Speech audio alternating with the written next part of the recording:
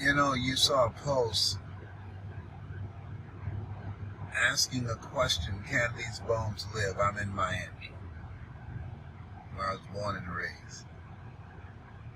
And I don't know if you've ever been away from home for a very long time, and you come back and you can't recognize it. It's jaw-dropping. It's different. When I think about my life, when I left here, I had a youth program, and I was working with youth in Liberty City. I was born in an abandoned building on a floor.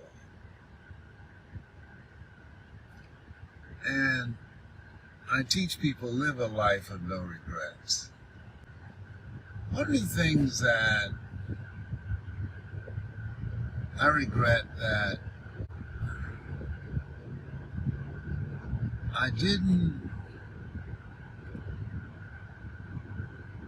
come back and do the training with kids that I was engaged in Liberty City after my training was interrupted by Janet Reno, who was encouraged to cast aspersions on my character because they thought I would get funding that their program would not get in Coconut Grove.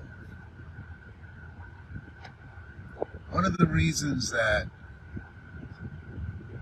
we don't have the kind of training that's sustainable and impactful for our children. Those in leadership, one, they don't know that they don't know. Two, they fight and argue over who's going to get the money. And three, they also argue about who would get the credit. So I developed a strategy, my training program, that I would train people who would volunteer. And the people in the community would be the people driving it. It would not be around a personality. Some things happen to you and you realize they happen for you. And as a result of that interruption, I turned down the offer of renewing my program, and I said, I'm going to go on the road. I'm going to travel around the world. And using the things that I was teaching these young people, apply those in my own life and demonstrate that they work. And after I earned my first million, which took me 3 years, I'll come back and do the program myself with no funds from the city. After I made my first million, I said, this is good. And I didn't look back. And I kept going because I went to various organizations, the NAACP, the Urban League, churches all over the country, and they're saying, well, we like your program, but you're not teaching young people about Jesus. I said, listen, you teach them about Jesus. I teach the message that Jesus taught. You sell the messenger. I sell his message. And if what you were doing was working so well, I wouldn't be here. But the truth of the matter, they weren't looking at how do we begin to create a self-development program that will give young people a positive image of themselves. They were vehemently opposed to that. They wanted me to teach young people Jesus will fix it. Jesus said, these things ye shall do, and greater things shall ye do. I'm 77 now. Can these bones live? A good friend drove me through Overtown and Liberty City. Nothing like when I came along. Can these bones live?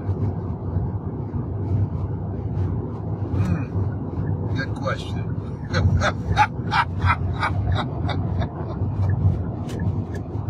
question. Can these boats live?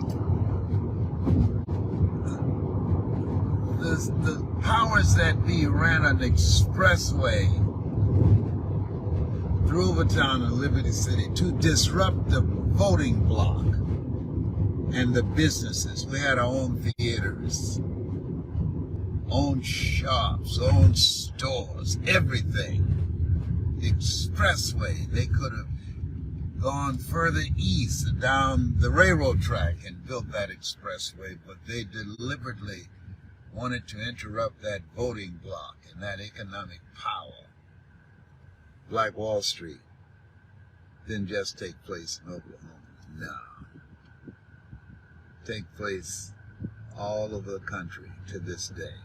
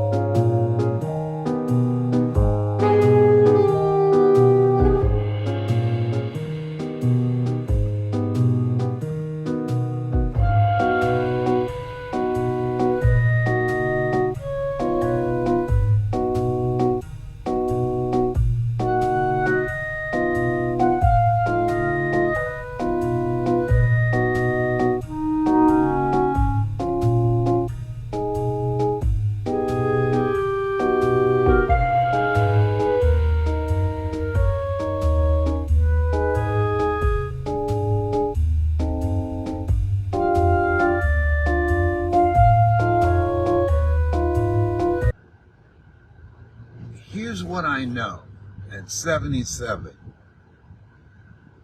The ones that control the wealth, which is 1%, they create barriers that help the rich get richer and the poor get poorer.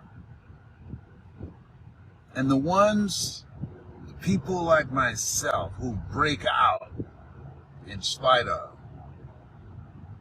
you gotta be hungry. That's what my new book entitled. You get it on Amazon. You got to be hungry. Racism ain't going nowhere. It's unfair world in which we live in. It's not fair that birds eat worms, and they do. What do you want to do with your life? We have an expiration date. Talking to the friend who's driving me, and she said one of the things that she looked at her life, she said her significant other before he passed was trying to prepare her, and she said she didn't want to hear it. And one of the things she's going to speak about is pay attention. The reason that the 1%, after years, centuries of being empowered, and those numbers have not increased, because of ignorance and because of the 99% are divided by politics and religion. Ignorance, politics, and religion keeps us at each other's throats while they focus on the money, while they follow the money. The orange man, his children have made millions, and still are. The rich are getting richer now. The poor are getting poorer because of how the system is structured. The culture that we live in now, a culture of violence. But cultures are created by people. A culture of violence and poverty created by people. And they can be changed by people. Can these bones live?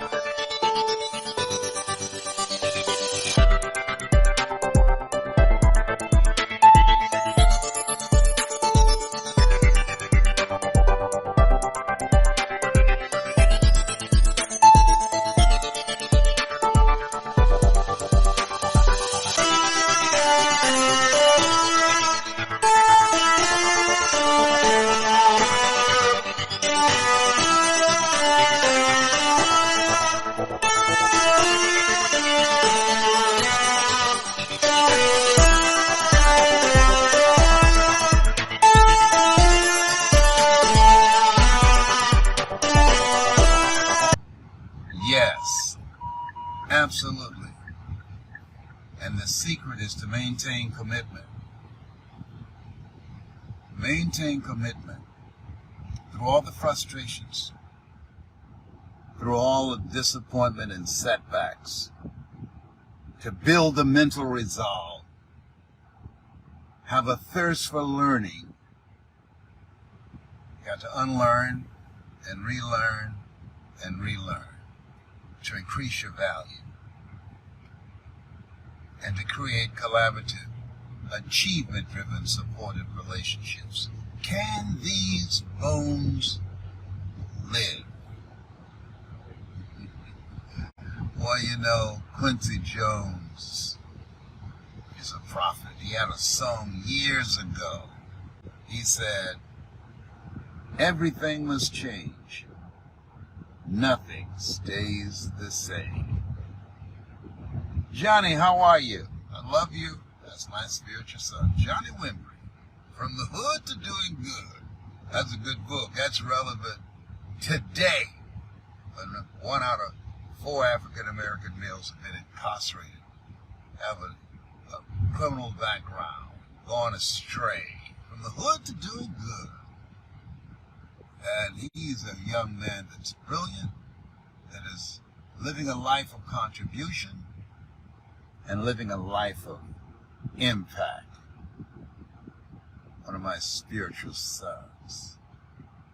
This thing called life. We woke up this morning.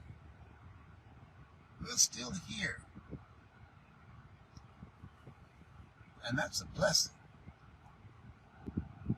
My goal is to teach you how to make the rest of your life the best of your life. I know a thing or two.